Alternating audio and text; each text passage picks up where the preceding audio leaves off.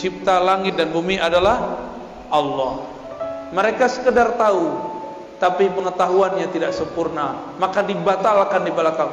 Qul alhamdulillah, katakanlah syukurlah kalau begitu. Bal aktsaruhum la ya'lamun, tapi sebenarnya mereka enggak mengerti.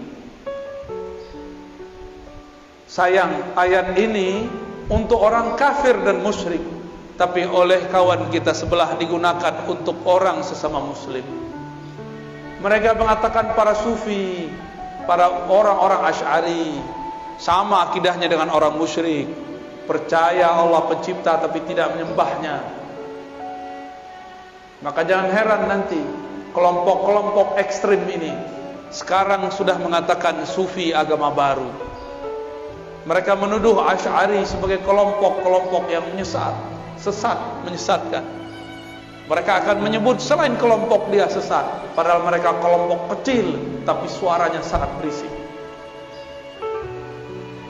Dulu pendiri-pendiri gerakan besar di dunia, pendiri Nahdlatul Ulama, Tarbiyah Islamiyah, Muhammadiyah di Indonesia, semuanya adalah orang yang berakidah Asy'ariyah, meyakini sifat 20.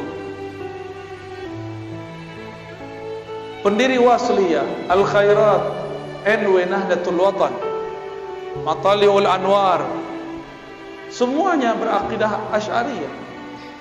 Ahlus Sunnah wal, tiba-tiba mereka sekarang bilang Asy'ari bukan Ahlus Sunnah. Al-Azhar Ahlus Sunnah, Asy'ariyah, langsung ditulis. Ulama habaib di Yaman, Hadramaut, Al-Habib Umar, Al-Habib Al-Adni, semuanya berakidah Ahlus Sunnah Asy'ariyah. Guru saya Syekh Taufik Al-Buti punya ayah Muhammad Ramadan Al-Buti, Muhammad Sa'id Ramadan Al-Buti, akidahnya pun Ahlus Sunnah. Syekh Wahbah Zuhaili, ahli fikih abad ini yang baru saja wafat, beliau juga Ahlus Sunnah.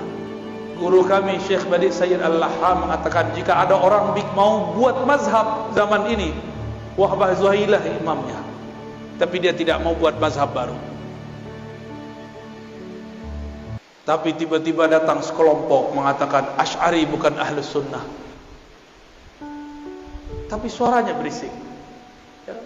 Seakan-akan dia lebih mengerti akidah Asy'ariyah daripada kita. Bahkan beberapa ustadz mereka sudah mulai terang-terangan di YouTube, di Facebook mengatakan Asy'ariyah firqatun dhallah, Asy'ari kelompok yang sesat. Di Malaysia sama, mereka sudah mulai muncul. Di India ada satu madrasah Duaiban, itu madrasah untuk kajian-kajian Ahlus Sunnah, kajian hadis.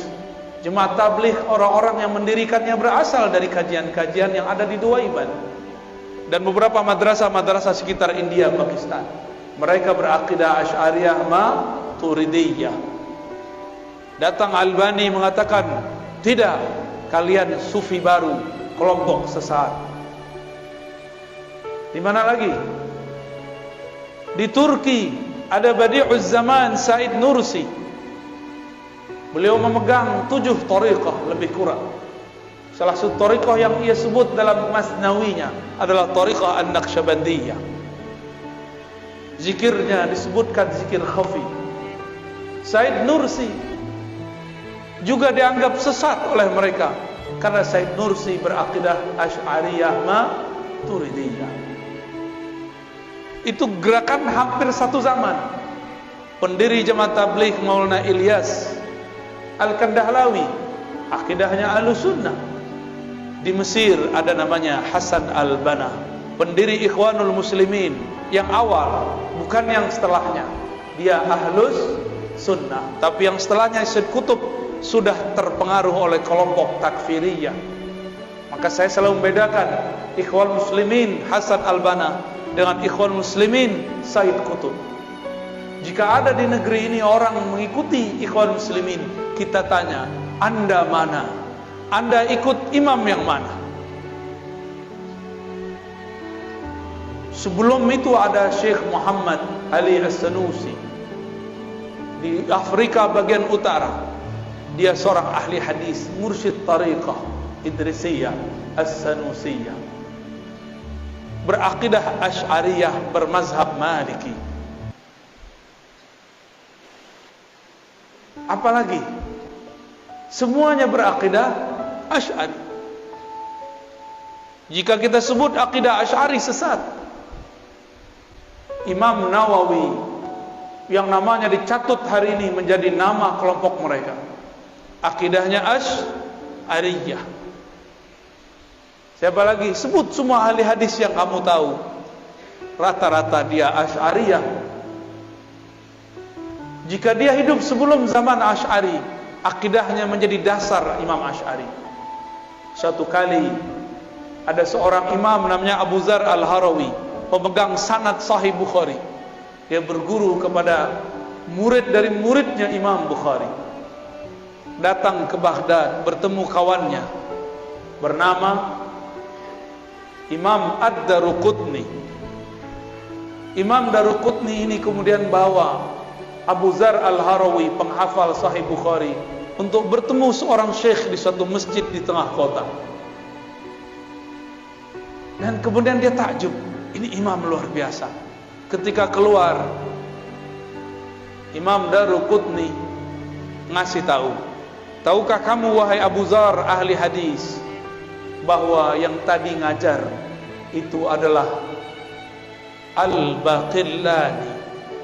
Siapa Baqillani? Imam Baqillani adalah murid dari muridnya Imam Asy'ari. Baqillani berguru kepada Imam Abul Hasan Al-Bahili. Imam Al-Bahili murid langsung Asy'ari. Abu Dzar Al-Harawi kemudian mengatakan kepada Rukunni, izinkan aku ngaji, duduk menjadi murid Al-Baqillani. Maka bertemulah mereka esok hari. Daruqutni memuji Baqillani. Apa kata Daruqutni? Inilah imam penghancur bid'ah, penegak sunnah, ahlus sunnah yang hakiki.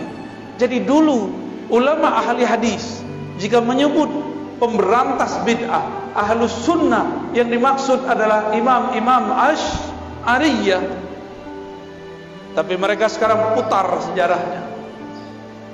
Akhirnya Abu Dzar Al-Harawi, pemegang Sahih Bukhari, selesai ngaji, karena dia ulama, tidak sampai 6 bulan sudah hafal semua yang dikalamkan Baqillani.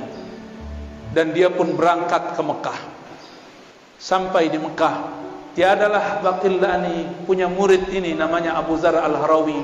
Ia duduk di satu tempat, melainkan Abu Dzar Al-Harawi ini dikerubungi oleh semut-semut penuntut ilmu. Karena Abu Dzar Al-Harawi adalah manisan yang sangat manis, ilmunya sangat lengkap. Belajarlah banyak orang kepada beliau, belajar Sahih Bukhari plus akidah Imam Asy'ari. Inilah perkembangan nyata, sejarah nyata dalam umat Islam, bahwa Sahih Bukhari diajarkan bersamaan dengan akidah Asy'ariyah. Tapi mereka sekarang juga mengajarkan sunnah, tapi sunnahnya bertentangan dengan akidah pemegang sanad Sahih Al-Bukhari. Walhasil murid-murid Abu Dzar, karena dia tinggal beberapa waktu di Mekah, muridnya menyebar ke timur, ke barat, ke utara, ke selatan. Menyebarlah sampai sekarang bertemu salinannya di Maroko, tempat UAS dulu pernah kuliah. Bertemu salinannya, salinan Sahih Bukhari dan penjelasan-penjelasannya, bahwa Abu Dzar Al-Harawi ilmunya sampai dibawa ke Maroko. Zaman itu belum ada bus, belum ada mobil, belum ada pesawat, tapi ilmunya dari Mekah dibawa orang ke ujung Afrika bagian barat. Luar biasa. Maka kelompok-kelompok ekstrim Mujassimah yang menjisimkan Allah menuduh Abu Dzar dengan kata laknat, laknatullah ala Abi Dzar. Jadi dari dulu ahli hadis yang ahlu sunnah sudah disesat-sesatkan, seperti mereka juga menyesatkan kita hari ini. Jadi jangan heran kalau mereka mengatakan laknatullah alaika ya Razi. Wajar, saya sekarang mengajarkan Sahih Bukhari sekalian mengajarkan akidah Imam Asy'ari. Mereka khawatir gelombang Abu Dzar Al-Harawi terjadi kembali.